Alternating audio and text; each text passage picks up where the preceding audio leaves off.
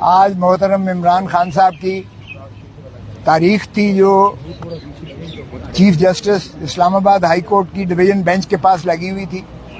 12 بجے کا ٹائم تھا. 12 بجے سے ہم 1:45 بجے تک بیٹھے رہے اور پسینے میں شرابور ہو کر بیٹھے رہے. کبھی ایسا نہیں ہوا کہ بالا عدالتوں میں وقت دیا جائے اور اس وقت کے برعکس جو ہے یہ میجسٹریٹوں میں تو ہوا کرتا تھا کہ چیمبر میں ریٹائرنگ روم میں بیٹھ کے چائے پیتے رہتے تھے یا ٹی وی دیکھتے رہتے تھے. ہائی کورٹوں میں کبھی ایسا نہیں ہوا تھا. میں نے شکایت بھی برملا کی, اگرچہ چیف جسٹس صاحب نے اس کی معذرت کی, لیکن میں نے کہا جی یہ کرٹسیز ختم ہو گئی ہیں. ہم آپ کی عزت کرتے تھے, آپ کو ہمارا عزت بھی ملحوظ ہونی چاہیے.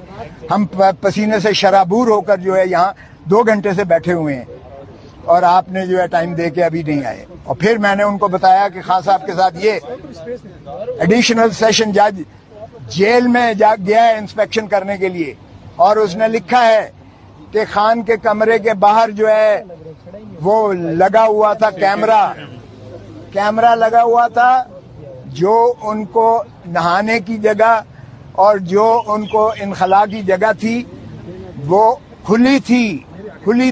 یعنی شرمناک جو ہے, شرم آنی چاہیے ان کو کہ ایک کوئی بھی ہو, سابقہ وزیر اعظم ہو یا کوئی بھی پریزنر ہو, کیا اس کی آپ اس طرح سے پرائیویسی میں کیمرے نکال کے اس کو نہاتا دیکھیں یا وہ اپنا انخلا کے لیے جائے اور آپ اس کی جو ہے اس طرح سے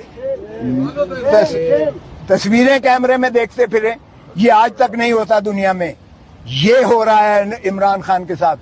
اور پھر اس نے کہا کہ ایڈیشنل سیشن جج نے رپورٹ دی ہے جو میں نے آج پیش کی ہے اس عدالت میں, عدالت عالیہ میں, اور اس نے کہا ہے کہ انہوں نے مجھے شکایت کی, تنگی کی ساری. اب اندازہ کیجئے گا حکومت اس کو بیٹر کلاس دے رہی ہے. جو سزا ہے وہ سمپل امپریزنمنٹ ہے, مشقتی سزا نہیں ہے, سادہ سمپل امپریزنمنٹ ہے جو سزا دی ہے. اور اوپر تو رہا یہ کہ اس کو بیٹر کلاس دی ہے اس لیے کہ وہ اسٹیٹس کے مطابق دیتے ہیں. وہ سابقہ وزیر اعظم ہے اور ایسی جگہ پہ اسے رکھا ہوا ہے اٹک جیل میں جو جانوروں لائق بھی نہیں ہے جہاں رکھا جائے. تو یہ جو ہے میں نے اس کو دی ہے, بتائی ہے اس کو.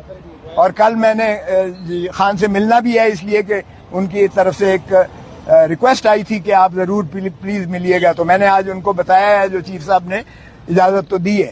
آج جب شروعات ہوئی بحث کی تو وہ وکیل صاحب آ گئے ایک مدعی کی, پتہ نہیں اس کے لیے کون انتظار کر رہا تھا. مدعی کے وکیل صاحب وہ ہیں جو میرے شاگرد کے شاگرد ہیں, جو وزیر قانون کے, اور ماشاءاللہ وہ شروع دن سے, پہلے دن سے وہ وکیل ہیں مدعی کے, پہلے دن سے الیکشن کے وہ سارے ٹرائل میں موجود ہیں. اور کہتے ہیں جی مجھے تیاری کے لیے وقت چاہیے. جج صاحب نے کہا بھائی تم تو خود بیچ میں رہے ہو, 2 ہفتے چاہیے مجھے. میں نے کہا سبحان اللہ, جب ہم نے مخالفت کی تو کہتا 10 دن دے. تو پھر میں نے کہا جناب جج صاحب بہت اولیاء, اس دن جب میں نے پہلے دن آپ کو بحث کی تھی, آپ نے اپیل سماعت کے لیے منظور کی تھی, اسی دن آپ کو معطل کر دینی چاہیے تھی سزا, اسی دن آپ کو سسپینڈ کر دینی چاہیے تھی سزا. پھر بھی آپ نے باوجود نوٹس دیا شارٹ ڈیٹ کے لیے, اور وہ تب اس لیے نہ لگ سکا کہ آپ بوجہ علالت چیف جسٹس صاحب بیماری کی وجہ سے عدالت نہیں کر پا رہے تھے, جس وجہ سے تساہل ہو کر آج لگی تھی. میں نے کہا جی یہ تو نہیں ہو سکتا, اس لیے کہ یہ آپ میری زندگی کا حق مجھ سے چھینا لیں, جو اللہ کے ہاتھ دی ہوئی ایک انعام ہے انسان کو, اور آئین میں اس کا تحفظ کیا گیا ہے, آئین میں اس کا تحفظ کیا گیا ہے. اور یہ ہر دن ہر لمحہ جو میرا گزر رہا ہے یہ میری زندگی سے کاٹ رہے ہیں آپ, جس کا کسی دنیا میں کسی شخص کو, کسی عدالت کو اختیار نہیں ہے, کیونکہ یہ بنیادی حقوق سے متصادم ہے. اور میں نے کہا جی یہ دیکھیں کہ فساد کی سب سے بڑی جڑ, اس سارے گناہ کی جو ایک شاخسانہ ہے وہ تو ہے الیکشن کمیشن آف پاکستان, جس نے یہ فیصلہ دیا کہ عمران خان جو ہے وہ 62-63(1)P میں یہ ڈسکوالیفائی ہو گئے ہیں, یہ نااہل ہو گئے ہیں, اور آگے لکھ دیا کہ ان کے خلاف جو ہے فوجداری مقدمہ بھی قائم کیا جائے. اچھا اب اندازہ کریں کہ وہ آرڈر لاہور ہائی کورٹ میں چیلنج ہوا اور اس میں ایڈمٹ ہو گیا ہے, اور اس میں کہا گیا کہ کوئی اس کے خلاف کاروائی نہیں کی جائے گی, کوئی کاروائی نہیں کی جائے گی اس کے پاداش میں. اور دیکھیں کتنے کھلے ننگے طور پر اس کا پروسیکیوشن بھی ہوئی اور سزا بھی ہوگی. اور پھر میں نے کہا جی آپ جورسڈکشنل انکیپیسٹی ہے.